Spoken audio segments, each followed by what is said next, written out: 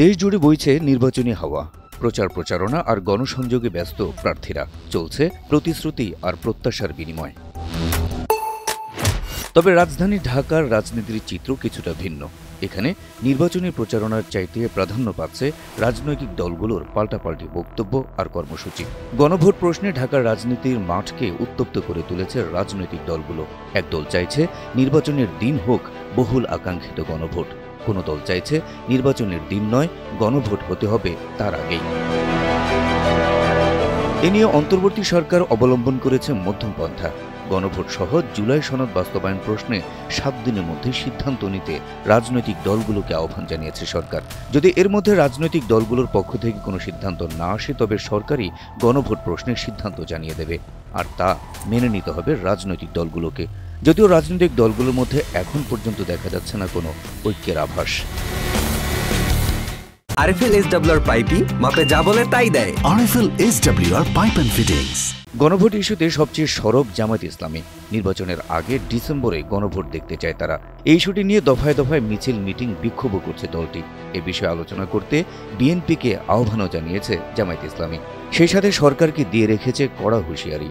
গণভোটের ঘোষণা সহ 5 দফার দাবিতে সরকারের কাছে স্মারকলিপি দিয়েছে জামায়াত সহ 8 ইসলামী দল। 11 নভেম্বরের মধ্যে সরকারকে সেসব দাবি মানতে জামায়াতের পক্ষ থেকে সময় বেঁধে দেওয়া হয়েছে।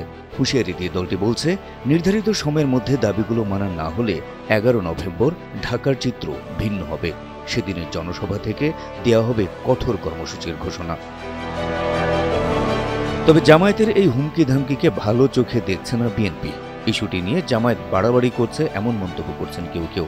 তাদের এই কার্যক্রমকে নির্বাচন বিলম্বিত করার অপপ্রয়াস বলেও মনে করেন বিএনপির অনেক নেতা। গণভোট নিয়ে জামায়াতের রাস্তায় নামার তীব্র সমালোচনা করেছেন বিএনপির স্থায়ী কমিটির সদস্য আমির খসরু মাহমুদ চৌধুরী।